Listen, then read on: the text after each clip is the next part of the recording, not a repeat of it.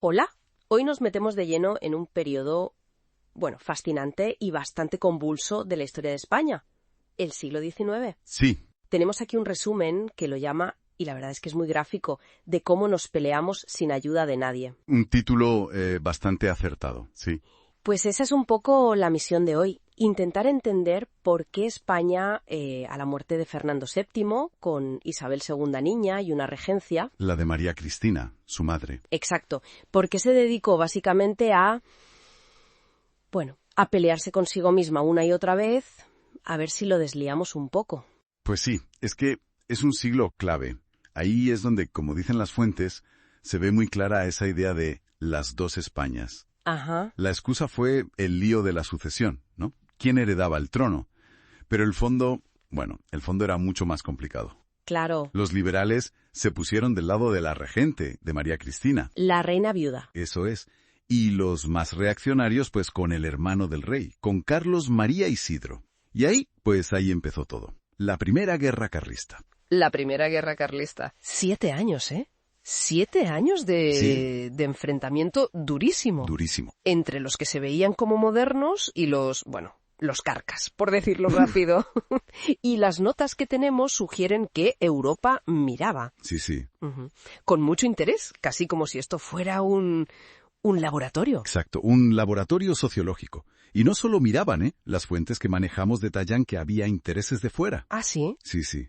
Desde gente que venía por idealismo, los románticos, hasta, traficantes de armas que vieron negocio. Claro, siempre hay quien saca tajada. La guerra se centró sobre todo en Euskadi, Navarra, Cataluña, el Maestrazgo. Ujú. Zonas muy concretas. ¿Y quiénes eran los carlistas exactamente? Pues mira, era una mezcla. Gente del campo, propietarios rurales, mucho clero, campesinos, defendían la tradición a ultranza, los fueros. Los fueros, esas leyes propias de cada territorio, ¿no? Eso es, muy importantes para ellos.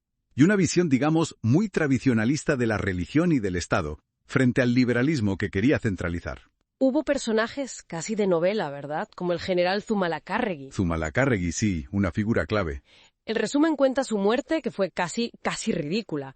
Intentando tomar Bilbao, una bala en la pierna. Una herida que en principio no parecía tan grave. Y se complica. Gangrena y adiós.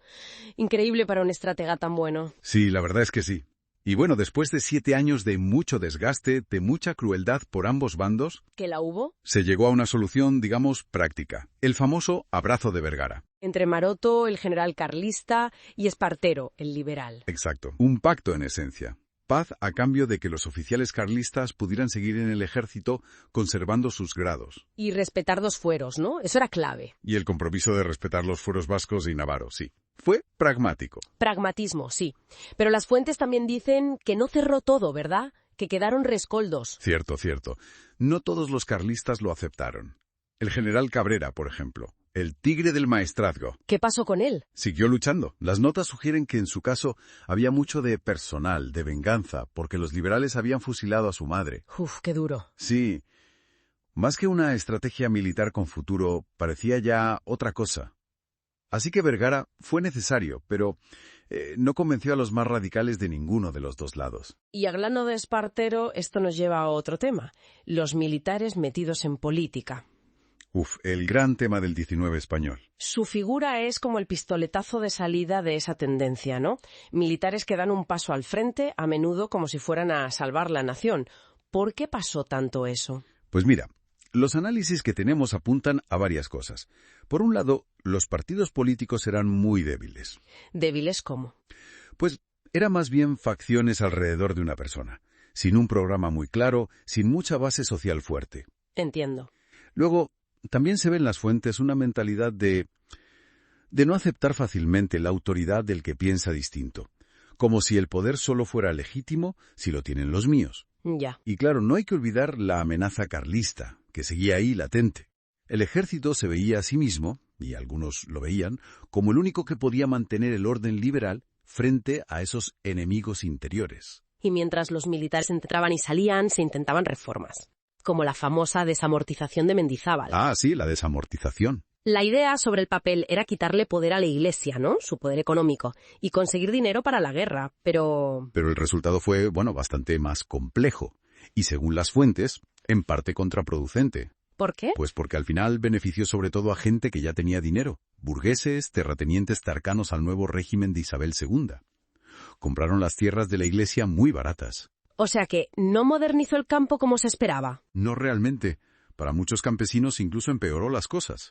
Y además esto creó una nueva élite económica muy ligada a un tipo de liberalismo muy concreto, el doctrinario.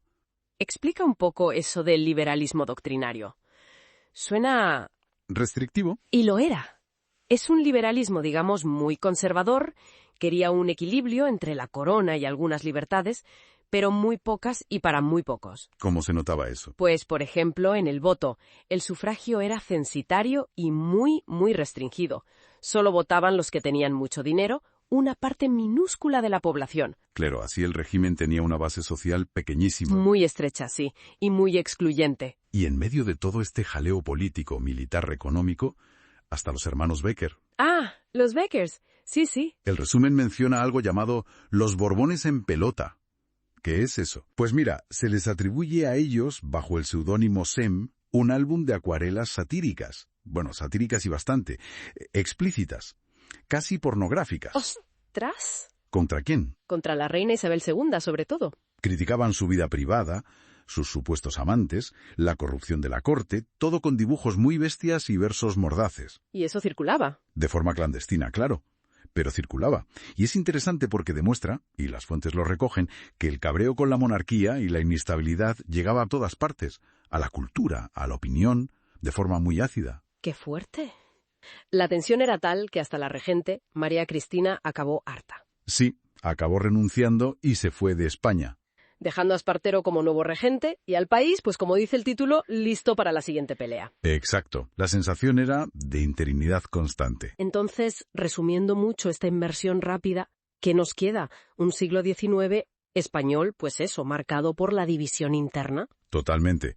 División, inestabilidad política crónica, guerras civiles una detrás de otra. Y la sombra constante de los militares. Y el protagonismo enorme del ejército, ¿sí?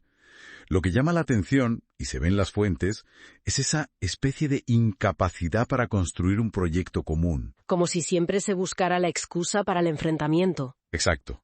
La facilidad para que cualquier cosa, como la sucesión, sirviera para reabrir heridas muy profundas. Se sentaron unas bases de conflicto que iban a durar mucho tiempo. Y quizás, para dejar algo en el aire para pensar, hasta qué punto esa dinámica de bloques de las dos Españas, esa dificultad para aceptar al otro, sigue resonando de alguna manera en nuestros debates hoy. Buena pregunta. Algo en lo que darle vueltas, desde luego. Pues ahí la dejamos. Hasta la próxima.